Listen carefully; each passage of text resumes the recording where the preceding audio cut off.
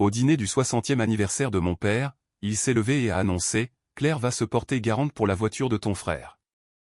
Ma mère a ajouté « Refuse, et tu ne fais plus partie de la famille ». J'ai posé ma fourchette, je l'ai regardé dans les yeux et j'ai dit « Alors laissez-moi être très clair sur ce que cela signifie pour vous tous ». Toute la table est devenue complètement silencieuse.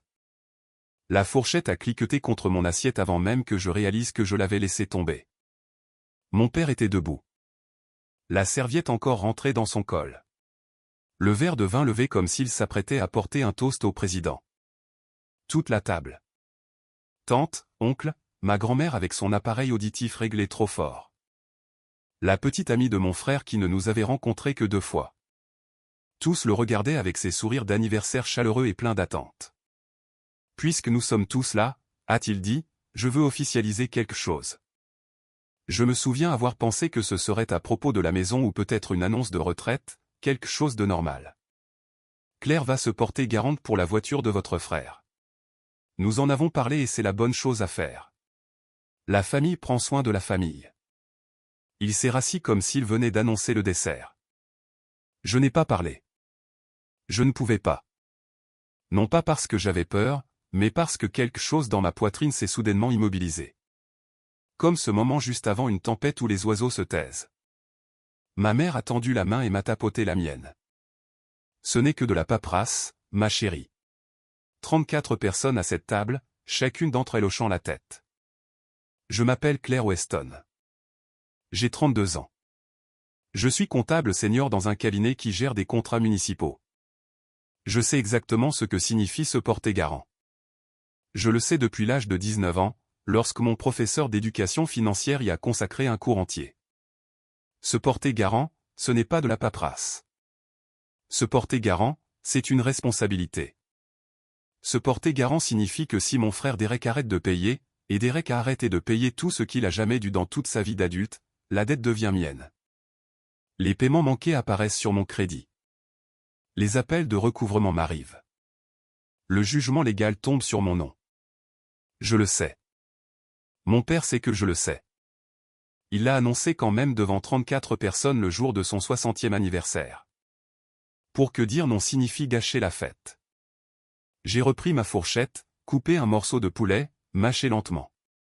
Mon frère était de l'autre côté de la table, les yeux sur son assiette, faisant ce truc qu'il fait où il prétend ne pas être au courant d'une situation qu'il a entièrement orchestrée. J'ai souri à ma grand-mère quand elle a croisé mon regard. J'ai rempli le verre d'eau de ma mère. J'ai attendu, car j'avais appris en 32 ans que les moments qui changent tout ne sont pas ceux où l'on réagit. Ce sont ceux où l'on se tait et où l'on commence à prêter attention. Laissez-moi vous expliquer qui est Derek, car l'histoire n'a pas de sens sans cela. Derek a 28 ans. Il est charmant d'une manière qu'il faut environ 40 minutes pour percer à jour, ce qui est assez long pour que la plupart des gens l'apprécient déjà. Il a un rire qui remplit une pièce. Il se souvient de votre commande de café, du nom de votre chien et de cette chose que vous avez mentionnée une fois sur votre envie de visiter le Portugal un jour. Il est vraiment amusant à fréquenter. C'est aussi quelqu'un qui n'a jamais, pas une seule fois, pas pendant une seule période prolongée, été tenu responsable des conséquences de ses propres choix. Il a abandonné l'université en 3e année. Pas à cause d'une crise, pas à cause de sa santé mentale, pas à cause de l'argent, pas parce qu'il avait une opportunité brillante qui l'en éloignait. Il a abandonné parce qu'il disait que sa spécialisation ne lui convenait plus. Et mes parents lui ont dit que c'était tout à fait normal, qu'il devait suivre son instinct, puis ils ont discrètement payé le solde des frais de scolarité qu'il devait à l'université pour que cela n'affecte pas son relevé de notes. Il a lancé une entreprise d'aménagement paysager. Mes parents ont acheté le matériel. L'entreprise a duré une saison. Il a dit que les marges n'étaient pas suffisantes. Il a déménagé à Austin pour une fille. Elle a rompu, et mes parents ont payé pour le camion de déménagement. Il est revenu 8 mois plus tard. Mes parents ont payé la caution de son nouvel appartement ici.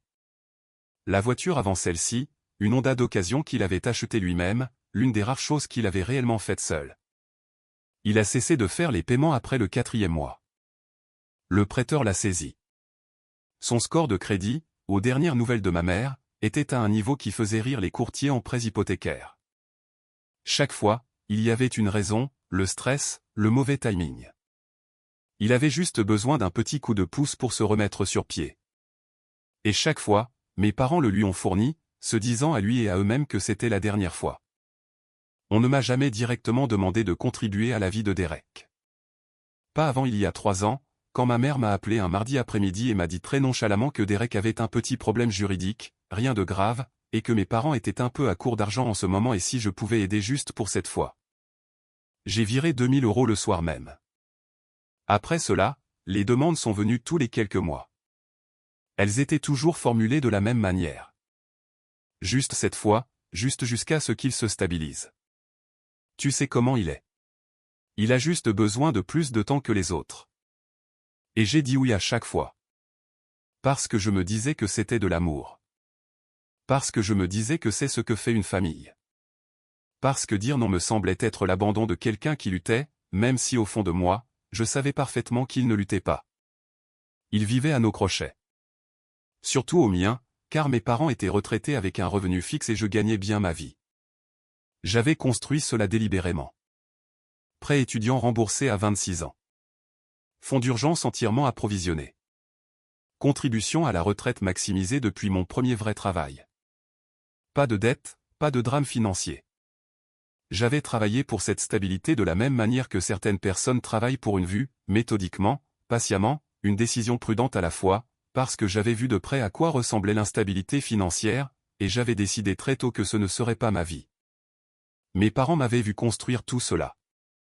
Et d'une manière ou d'une autre, en cours de route, ma stabilité était devenue une ressource qu'ils se sentaient en droit d'allouer. Je l'ai découvert pleinement, clairement, le jour du 60e anniversaire de mon père, dans son restaurant préféré, devant toute la famille. Ce soir-là, en rentrant en voiture, je n'ai pas pleuré. J'ai éteint la radio et j'ai conduit en silence complet et j'ai pensé aux documents de cautionnement. J'ai pensé au langage juridique spécifique, la responsabilité solidaire. J'ai pensé à mon score de crédit, que j'avais passé plus d'une décennie à construire, qui s'élevait actuellement à 811.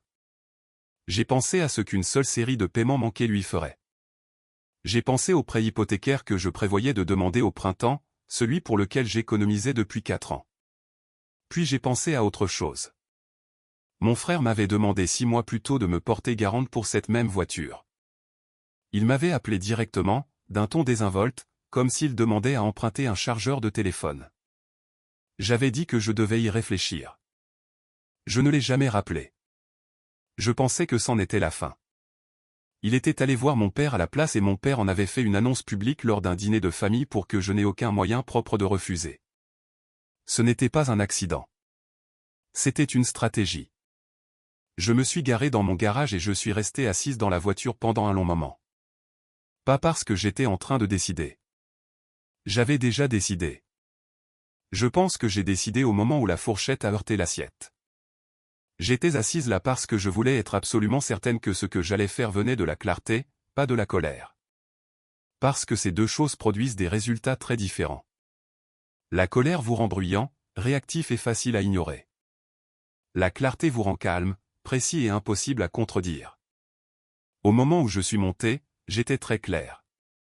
Je n'ai répondu à aucun des textos qui sont arrivés ce soir-là. Il y en a eu plusieurs.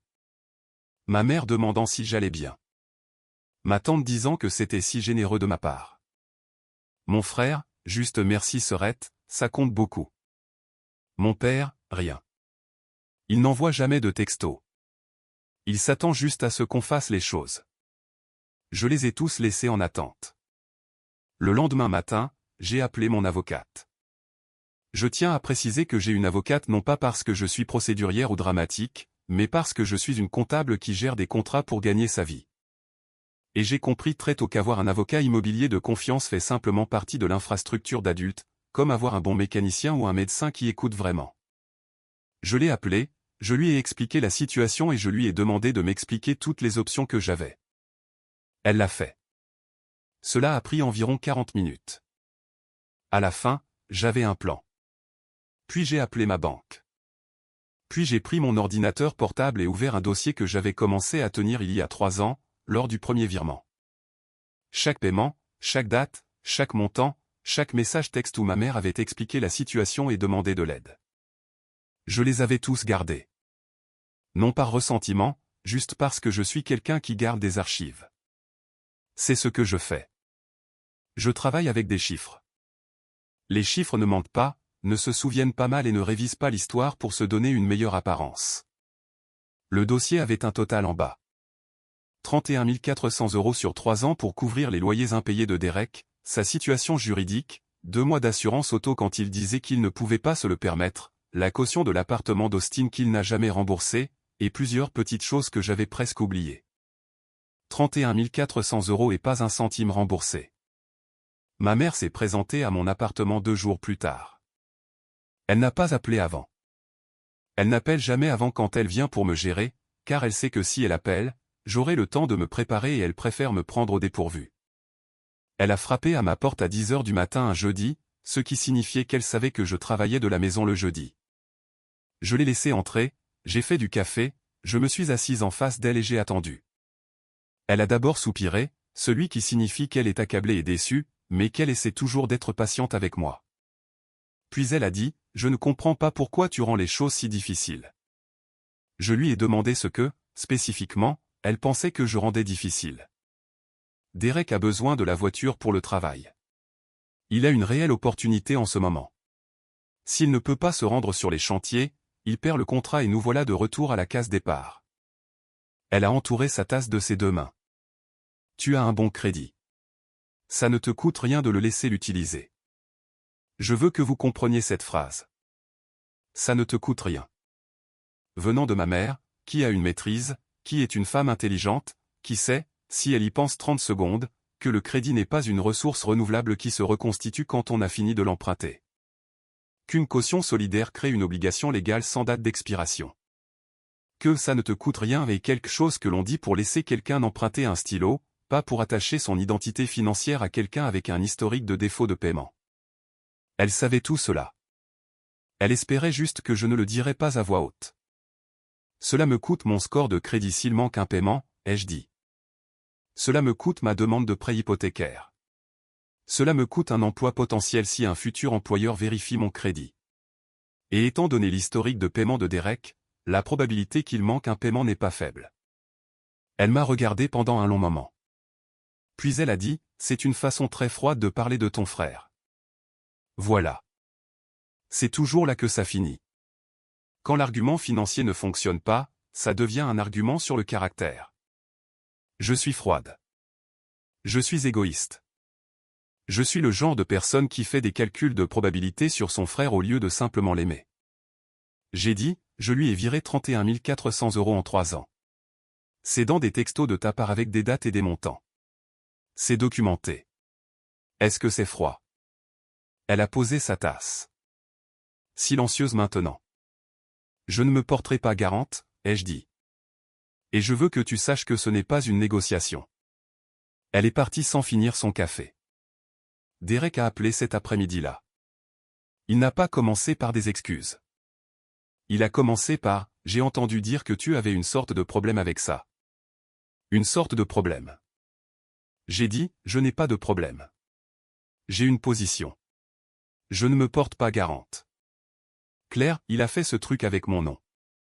Le faisant sonner comme une douce correction, comme si j'étais une enfant qui avait fait une erreur compréhensible. Tu sais l'effet que ça fait, n'est-ce pas? Papa en a fait toute une histoire devant tout le monde. Si tu te retires maintenant. Papa en a fait toute une histoire sans me demander d'abord. Pause.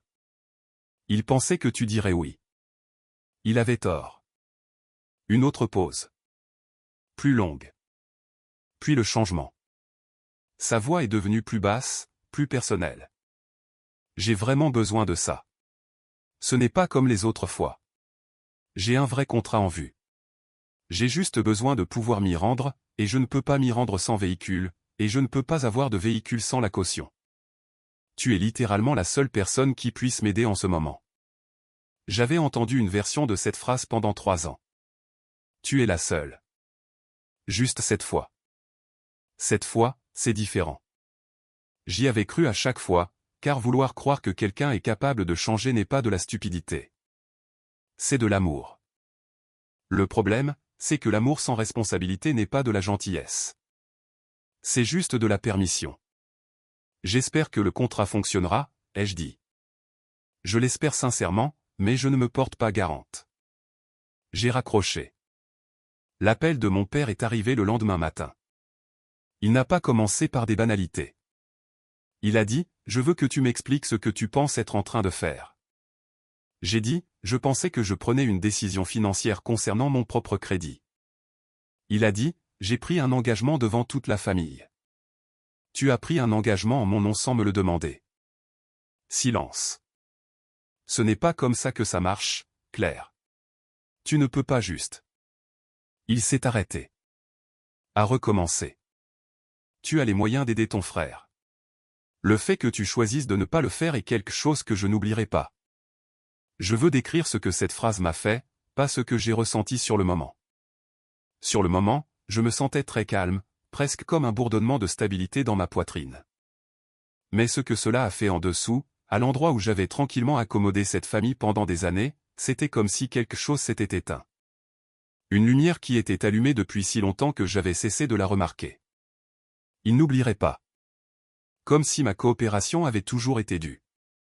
Comme si 31 400 € et des années de Louis étaient une base, pas un cadeau, et que toute déviation de cette base était une trahison plutôt qu'une limite.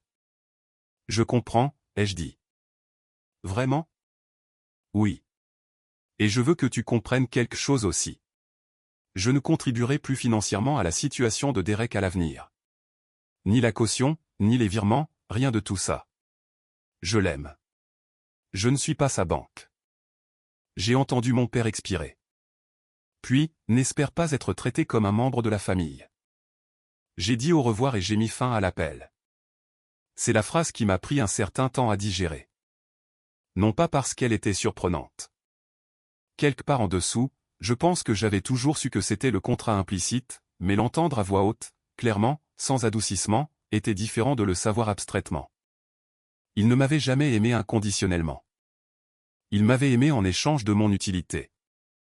La chaleur, les louanges, la fierté de mon succès. Cela avait toujours été en partie de la gratitude que je sois le genre de fille qui répondait présente, qui ne rendait pas les choses difficiles, qui virait l'argent. Je suis resté avec ça pendant longtemps, pas avec de la colère, avec du chagrin surtout, et puis avec quelque chose qui ressemblait presque à du soulagement. Parce que quand vous comprenez enfin les vrais termes de quelque chose, vous pouvez prendre une décision réelle sur le fait de les accepter ou non. Je ne les acceptais pas. La semaine suivante, j'ai rencontré mon avocate et nous avons formalisé tout ce qu'elle avait exposé. Une lettre envoyée directement à Derek par courrier recommandé indiquant que je n'entrerais dans aucun accord de cautionnement et que je n'avais autorisé aucune représentation en ce sens. Un gel formel de mon crédit auprès des 3 agences, pas un verrouillage, un gel, ce qui signifie qu'aucune nouvelle demande de crédit ne pourrait être faite en mon nom sans mon dégel et mon approbation explicite. Si quelqu'un essayait de mettre mon nom sur une demande de prêt sans ma participation directe, elle serait immédiatement rejetée. J'ai également contacté les 2 comptes où mon nom apparaissait comme contact d'urgence ou secondaire, de vieilles choses datant d'années où ma mère m'avait inscrite pour divers arrangements financiers familiaux, et je me suis retiré. Ensuite, j'ai envoyé un seul email à ma famille. Pas émotionnel, pas long, 3 courts paragraphes. Le premier disait que je ne me portais pas garante et que cette décision était finale. Le deuxième disait que je ne fournirais plus de soutien financier à Derek à l'avenir, sous quelque forme que ce soit, et énumérait brièvement le montant total transféré au cours des 3 dernières années. Le troisième disait que j'espérais que nous pourrions maintenir une relation, mais que toute relation future devrait être construite sur des termes qui n'incluaient pas une obligation financière coulant indéfiniment dans une seule direction. Je l'ai envoyé un mardi soir, puis j'ai fermé mon ordinateur portable, regardé 2 épisodes d'une série que je voulais voir depuis des mois et je me suis couché à 22 heures. Les retombées n'ont pas été silencieuses. Ma mère a appelé cette fois entre mercredi matin et jeudi après-midi. Je les ai tous laissés aller à la messagerie vocale. Les messages ont escaladé selon un schéma que je lui avais vu utiliser toute ma vie. L'inquiétude, puis la raison, puis la culpabilité, puis quelque chose de plus acerbe. Le dernier disait que je détruisais cette famille pour de l'argent et qu'elle ne m'avait pas élevé pour être comme ça. Ma tante m'a envoyé un texto pour dire qu'elle avait entendu ce qui se passait et qu'elle espérait que je reconsidérerais ma décision. 2 cousins à qui je n'avais pas parlé depuis plus d'1 an avaient soudainement des opinions. Derek a envoyé un seul message. Juste, alors c'est tout. Je n'ai répondu à aucun d'eux. Le silence, je pense, a été la partie qu'ils ont trouvée la plus déroutante. Par le passé, quand j'avais montré la moindre hésitation, j'avais toujours fini par céder. Il y avait toujours une conversation qui m'usait. Toujours un moment où le poids de les décevoir devenait plus lourd que le coup d'accepter. Ils attendaient ce moment. Ils ne comprenaient pas que ce moment n'allait pas venir. Environ 2 semaines après l'email, quelque chose a changé. La situation de la voiture de Derek s'est résolue, mais pas comme mes parents l'avaient prévu. Il a trouvé un garant, un ami apparemment, quelqu'un prêt à le faire. J'ai appris cela par ma tante qui me tenait encore vaguement au courant malgré tout. L'affaire de la voiture a été conclue. Derek a eu le véhicule. Il a eu le contrat aussi, pendant un certain temps, environ 6 semaines. Puis le contrat est tombé à l'eau. Et puis, parce que c'est Derek, les paiements de la voiture sont devenus irréguliers. Et puis l'ami qui s'était porté garant a commencé à recevoir des appels. J'ai entendu tous les morceaux de seconde main de l'histoire au cours des mois suivants. Je n'ai pas cherché l'information. Elle est arrivée d'elle-même par le signal ambiant de la famille. Un cousin par-ci, ma tante par-là. Un détail lâché dans un message par ailleurs sans rapport. Je n'ai pas dit « je vous l'avais bien dit ». À personne, pas même à moi-même.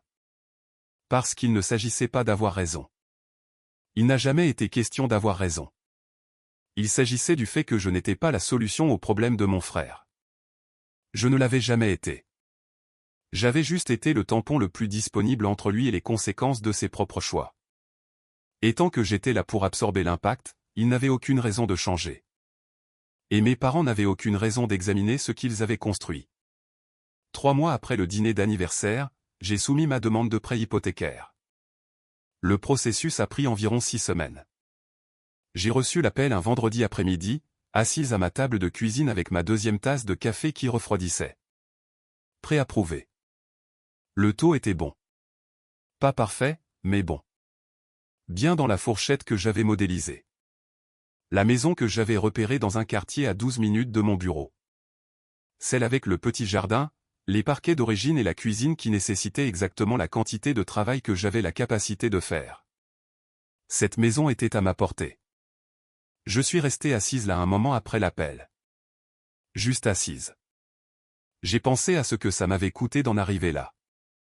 Pas l'argent. Je connaissais ce chiffre exactement, au mois près, au taux d'intérêt que j'aurais pu gagner près. J'ai pensé à ce que ça avait coûté en années. Dans la version de cette histoire où j'avais continué à dire oui, je ne serais pas ici en ce moment. J'aurais fait 31 400 € de progrès en moins. Mon crédit aurait pu subir des coûts que je n'avais pas anticipés. Mon calendrier d'épargne aurait changé. La maison aurait été repoussée d'1 an, peut-être 2. Plus que l'argent, cependant, j'ai pensé à ce que ça m'avait coûté de comprendre clairement ma famille. C'est la partie dont personne ne parle quand il raconte ses histoires. Il parle de l'argent. Il parle de la limite. Il parle de l'autonomisation de finalement dire non. Ce dont il ne parle pas, c'est du chagrin. Le chagrin spécifique de réaliser que l'amour que vous pensiez inconditionnel avait des termes que vous n'aviez jamais acceptés. Que les personnes qui étaient censées être vos personnes les plus sûres traitaient depuis des années votre stabilité comme quelque chose dont elles avaient le droit de puiser, et que vous les laisseriez faire parce que l'alternative, le voir clairement, était trop douloureuse à supporter. J'avais supporté cela maintenant pendant des mois, seul principalement, dans mon appartement, dans la voiture, dans le calme après le travail quand la journée se termine et que vous n'êtes qu'une personne avec vos propres pensées. Je m'étais permis d'être triste à ce sujet, vraiment triste. Pas de façon dramatique, pas de façon performative, juste sincèrement triste de la manière privée dont le chagrin fonctionne réellement. Et puis, progressivement, quelque chose d'autre s'est installé à côté de la tristesse. C'était comme de l'espace, comme une pièce que j'utilisais comme débarras et qui avait finalement été nettoyée. Et maintenant, je me tenais dedans, me demandant ce que je voulais réellement y mettre. Ma mère et moi avons parlé pour la première time en environ 10 semaines. Elle a appelé un dimanche. J'ai répondu. Nous avons parlé pendant près d'1 heure, prudemment, toutes les deux conscientes des limites. Elle ne s'est pas excusée pour le dîner d'anniversaire. Je ne m'y attendais pas, mais elle a dit à un moment donné, « Je sais que tu as beaucoup fait pour cette famille. » Et puis elle est passée à d'autres choses, demandant des nouvelles du travail, de l'appartement, et je l'ai laissé faire. Ce n'est pas une relation réparée. C'est une relation différente. Une où les termes sont maintenant visibles des deux côtés et où j'ai une bien meilleure compréhension de ce que je porterai et ne porterai pas. Ce n'est pas rien. C'est peut-être même mieux que ce que nous avions avant, qui était une chaleur construite sur un arrangement auquel je n'avais jamais réellement consenti. Derek et moi n'avons pas parlé depuis le texto, alors c'est tout. Je ne sais pas quand cela changera, ni si cela changera. Je tiens cette question avec douceur. Je n'ai pas besoin de la résoudre pour l'instant. Ce que je sais, c'est ceci. Un samedi d'avril, j'ai signé les papiers pour une maison. Ma maison. 3 chambres, des parquets d'origine, un jardin avec un très grand chêne, et de la place pour un potager si jamais je décide d'en vouloir un. J'ai signé mon nom au bas de documents qui étaient entièrement, proprement les miens. Le nom de personne d'autre dessus. La situation financière de personne d'autre n'y était mêlée. Personne qui pourrait arrêter de payer et tout faire dérailler. L'agent immobilier m'a remis les clés et m'a demandé si je voulais faire quelque chose pour célébrer. J'ai conduit seul jusqu'à la maison, déverrouillé la porte d'entrée, me suis tenu dans le salon vide avec la lumière de l'après-midi entrant par les fenêtres comme elle le fait dans les maisons qui ont une bonne ossature et de haut plafond, et je suis juste resté là. Le calme était complet. J'avais passé si longtemps à être celle qui maintenait les choses pour les autres que j'avais presque oublié ce que c'était que de construire quelque chose qui n'était qu'à moi. D'être responsable d'une chose et que cette responsabilité soit envers moi-même, pas envers l'instabilité de quelqu'un d'autre. Je n'ai pas versé de champagne. Je n'ai pas porté de toast. Je me suis tenu dans la pièce vide et j'ai respiré. Et j'ai pensé à toutes les années de Louis qui avaient rendu cela plus difficile et plus long que nécessaire. Et j'ai pensé au dîner d'anniversaire et à la voix de mon père disant « La famille prend soin de la famille » comme si c'était une loi de la physique au lieu d'un choix fait dans une seule direction. Et puis j'ai arrêté de penser à tout ça parce que la lumière était très belle, les planchers étaient magnifiques, et c'était ma maison, et ce que je voulais y faire en ce moment, c'était rien du tout, sauf être là. C'est donc ce que j'ai fait. Il y a une chose que les gens disent quand vous fixez une limite avec votre famille. Ils disent que ça devient plus facile. Je ne suis pas sûr que ce soit exactement vrai. Ça ne devient pas plus facile, mais plutôt plus calme. Le bruit, la culpabilité, la pression, le bourdonnement à basse fréquence de leur déception s'éloignent progressivement. Non pas parce que vous cessez de vous soucier d'eux. Vous ne cessez pas, mais parce que vous cessez d'organiser vos décisions autour de leur réaction à vos décisions. Et une fois que vous cessez de faire cela, vous réalisez combien de votre énergie cela consommait. Je pense encore à Derek parfois, pas avec colère, avec quelque chose qui ressemble plus au sentiment que l'on éprouve en regardant quelqu'un faire un choix qu'on l'a déjà vu faire, en sachant comment ça se termine, sans pouvoir l'arrêter. Il trouvera un autre garant. Il trouvera un autre tampon. Ou il ne le fera pas, et il devra enfin faire face à une conséquence de front. Et peut-être que ce sera la chose qui changera quelque chose. Je ne sais pas. Je ne sais sincèrement pas quel résultat est le meilleur pour lui à long terme. Je ne suis pas sûr que quelqu'un le sache. Ce que je sais, c'est que je ne suis pas la réponse à cette question. Je ne l'ai jamais été. Mon père m'a appelé 2 fois depuis la clôture de l'hypothèque. Les 2 fois, c'était pour des questions logistiques. Une fois à propos d'une réunion de famille. Une autre fois à propos de quelque chose concernant la santé de ma grand-mère dont il voulait me tenir au courant. Nous avons parlé. C'était prudent et fonctionnel. Et quelque part en dessous, je pense qu'il y a encore quelque chose de réel. Je ne suis pas encore sûr de ce que nous construisons, ou si nous construisons quoi que ce soit. Mais je ne suis pas fermé à cette possibilité. Ce à quoi je suis fermé, c'est à l'ancien arrangement, celui où mon succès était un compte partagé et ma stabilité un atout que n'importe qui pouvait puiser sans demander, et mon non n'était que le début d'une plus longue négociation qui se terminait toujours par un oui. C'est terminé. Non pas parce que j'ai cessé de les aimer, mais parce que j'ai finalement commencé à traiter ma propre vie comme quelque chose qui m'appartenait. Dans ma maison maintenant, il y a très peu de meubles. Un lit, un canapé que j'ai depuis 6 ans. Une table de cuisine, juste la mienne, avec 2 chaises parce que cela semblait juste, assez pour la compagnie, pas tant que ça donnait l'impression que j'attendais que des gens remplissent l'espace. Certains soirs, je m'assois à cette table avec un café et je peux entendre le chêne dehors bouger dans le vent. C'est un petit son, facile à manquer si vous ne faites pas attention. Mais quand la pièce est assez silencieuse, c'est le seul son qu'il y a, et c'est suffisant. J'ai beaucoup réfléchi à la raison pour laquelle cela m'a pris si longtemps. Pas le cautionnement.